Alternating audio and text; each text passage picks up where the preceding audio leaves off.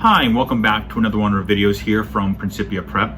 Once again, my name is Ed Zamora, and today we're going to be discussing understanding and breaking down the college bill. Now, before we start, if you wouldn't mind leaving a comment below of additional videos you'd like us to see us do. This is actually one video that was actually asked of us from our parents, so if you leave a comment below, we are answering questions as well as making videos based on the college process, admissions, financial aid, etc. parents are asking for. Also, to be notified of our new videos coming out, please click the subscription button here down below. And if you do enjoy these videos and do like the content we're providing here, especially this video here, please leave us a like. It does help our channel. Now, before we start talking about the college bill, there's essentially two different items we have to talk about that parents need to understand before you can even delve into understanding how the college bill works. First thing you have to understand is what the expected family contribution is. The expected family contribution is essentially the minimum amount they expect families to pay for one student going off to college for that academic year. The expected family contribution, also known as the EFC, is garnered from, or essentially created from, the FAFSA form. So after you do the FAFSA form, this creates the student's expected family contribution for that family, for that one student, the amount they expect you to be able to pay at least towards the college cost. Now, when it comes to the expected family contribution, a lot of universities and colleges refer to it as the EFC. Now, in addition to the FAFSA, you may also have to get your EFC, create and complete the College Board's CSS profile, and in some cases you also have to complete a state form depending on the state you're in to receive state funding. Make sure to check with your financial aid office that all forms that need to be done are done and what the time frame is to get those forms in. Now, that being said, the expected family contribution is the most important number to know right from the get-go, because it explains to you or lets you know how much the university expects you can pay towards college. That's the first thing you have to know before you start looking at the college bill. The second thing you have to understand is cost of attendance. Now, when it comes to cost of attendance, there's two different types of cost of attendance. And what I mean by two different types is there's two components that create the cost of attendance. Now, the cost of attendance is basically everything involved with the cost of the college. Everything from the tuition to the room and board, the books, the transportation, etc. Now, the interesting thing is about the cost of attendance, one thing that most families don't realize is the cost of attendance is broken down into two cost factors. You have your direct cost, which are the things you're paying directly to the college, and then you have your indirect cost, which are costs incurred for your student going off to the university. Now, the direct costs include tuition, room and board, fees. These fees include new student fees, technology fees, lab fees, health insurance. This direct cost of the cost of attendance means that this is what you're paying directly to the college. So your bill that you're looking at now, or maybe you're getting in a couple of weeks or a month from now, this bill is including just the direct cost. That being said, you also have indirect costs, things you have to pay out of pocket that you're not paying directly to the college. This includes things such as the books, a laptop, pens, notebooks, pillows, comforters, things to basically furnish the room your student is staying in. Things also include, or to be included in this process as well, include the transportation cost. Now, when it comes to transportation, really only two transportation costs here: going to the university and coming back. Now, if you're a commuter, let's just say that you're not living on campus, you actually have in your cost of attendance a component for transportation as well as room and board and food. You're just not paying that directly to the college. It's just a component the school utilizes to consider that that is a cost you're incurring as a student, and you'll understand why they do that in a moment. It's very important to realize what your cost of attendance is. Now, if you want to find out what the cost of attendance is, both direct and indirect cost, very simple. Contact your school's financial aid office. Whether you're a resident or you're a commuter, whether you're living there or not, the school must by law provide you with the cost of attendance, which is a breakdown of all the different costs involved, the ones that are being directly paid to the college and the indirect cost. This allows you to figure out what the college costs in total, so having and understanding the cost of attendance is very important. Now, the reason we break down these two components specifically, the expected family contribution, your portion, what you're paying to college, and the cost of attendance, both direct and indirect, what the college cost in total, is because what most families don't realize is these are the keys to financial aid. Because When you first understand the true cost of the college, you're way better available or have a lot more information in hand to be able to negotiate with that college. It also, going forward each year, allows you, as long as you know the expected family contribution numbers and the cost of attendance numbers, it also allows you to start figuring out ways to reduce the cost of the college each year going forward. The more information you know, the better advantage you will be throughout this whole process. Now, there are ways, even now that you receive the bill, to start reducing the cost right off the bat. But the only way of doing that is if you understand these two components. First, if you believe the cost of attendance should be higher, you can appeal and ask the university to look at your cost of attendance and to increase it to be able to provide you financial aid assistance. Let me provide you with two examples that I've done with other families I've helped out in this process of obtaining additional aid from the college. Example number one. You're attending a college that is further away and requires additional airfare or more expensive airfare. And you look at the school's cost of attendance form and it's showing to you, let's say that your cost of attendance as far as commuting cost is $1,000. But in reality, your school is very far away and the flights are a lot more expensive than $1,000 both ways twice, going there and coming back. It also includes train fare, bus, etc. You can ask that university to take another look at, I'm talking about the financial aid office, their cost of attendance transportation cost for you because it's not high enough.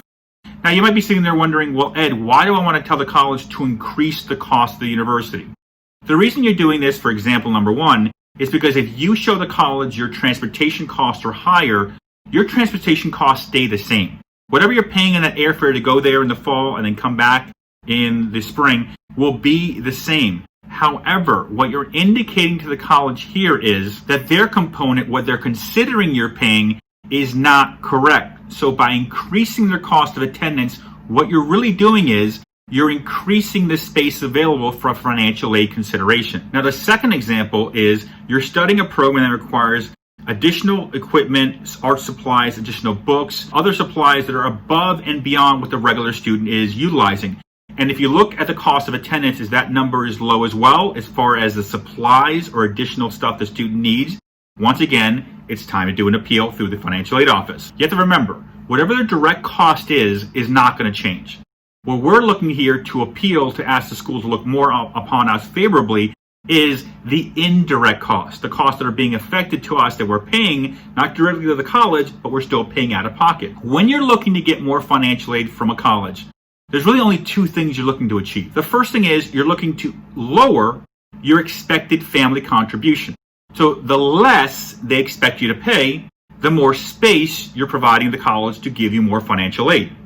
Same kind of concept works for showing the college they cost more. So you can either reduce the amount you're supposed to pay or increase the amount the college costs.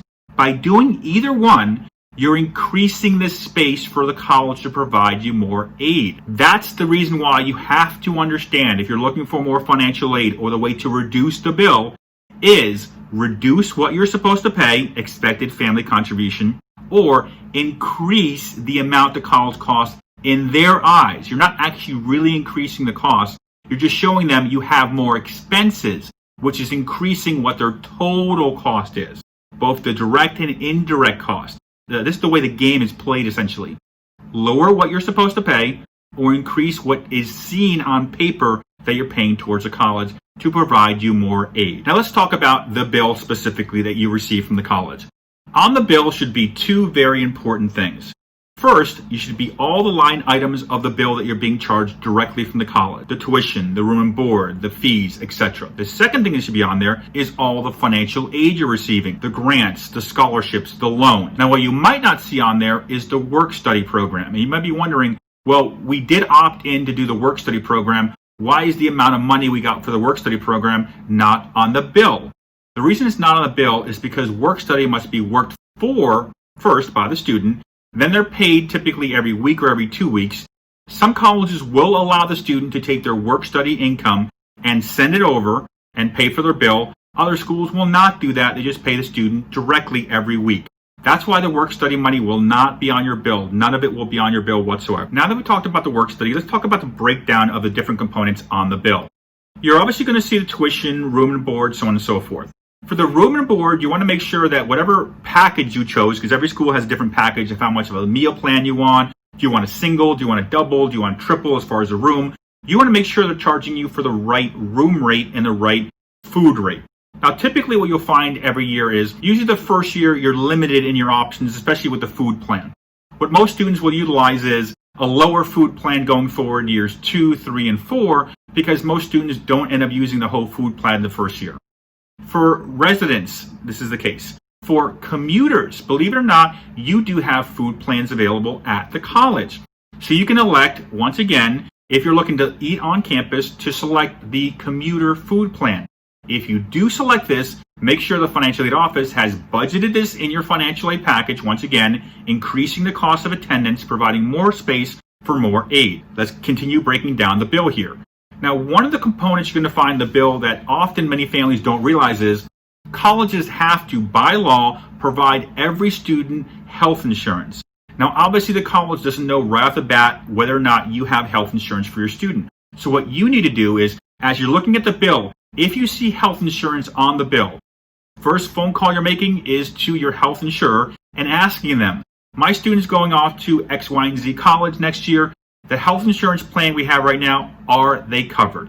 If they are covered, contact the school's billing office, let them know the student already has health insurance to take that fee off. Typically, health insurance will cost anywhere at a college from $1,500 to $4,000. I've seen it that high, which is a huge cost savings. You can take it right off the bill. Further down the bill, after you look at the different components of what you should be charged or what you shouldn't be charged, and you're making sure everything is in order, what you'll see on some bills is, on there you're going to see some schools will actually put on there what's called a parent plus loan or a plus loan. And you're going to see a very large loan amount. What the school is basically telling you by indicating the plus or parent loan amount, what they're really saying to you is, this is the remaining balance of the bill. This is how much you have to pay for this semester. That loan does not exist. It's not real. It's just their way of saying, so if you're looking to go out and take out a private loan or a state loan or a federal loan like the plus loan, and by the way, if you want more loan information, here below is the link to our video about loans, as well as in the description, the different loans out there and which ones to consider. Just go watch our video here about the 3 different loans out there. It provides you with a ranking list, actually, of the different loans as far as who's got the best terms and best interest rates, etc. Just watch that video. Once again, here is the link, and below is also in the description. Now, there's also going to be information within that package about the school's payment plan. So you can elect to pay this bill off monthly, whether it be a 8-month payment plan or a 10-month payment plan, because schools offer both. You can elect to go in either direction. Now, the bill is typically due by the beginning of August. That's typically when they want the bill due. Now, let's just say that you elected to not pay the bill on time for whatever reason, good, bad, or indifferent. Your student goes off to the school. Typically, what will happen is one of 2 cases. Number 1, your student will not be allowed to move on campus until there is a payment plan or a loan or a full payment made for the fall semester. Option number 2 that happens sometimes, good, bad, or indifferent, nobody says anything to you. I've seen this happen dozens and dozens and dozens of times. And you elect, or you forget, or something happens, life takes over, and you don't pay the bill, or you don't set up the loan. What typically happens is your student is left alone for about a month or 2. Typically around the end of September, they start checking all the bills to make sure everyone's paid up to fall semester. What will happen is, at some point in time at the end of September or early October, your student will be called by the professor. They will have a list, and all these students are going to be called in the classroom, and they're going to be asked to leave the classroom and go to the financial aid office. If this happens, what will happen typically is your student's food card that they swipe to get their food is deactivated. Their card to go into their dorm room is deactivated.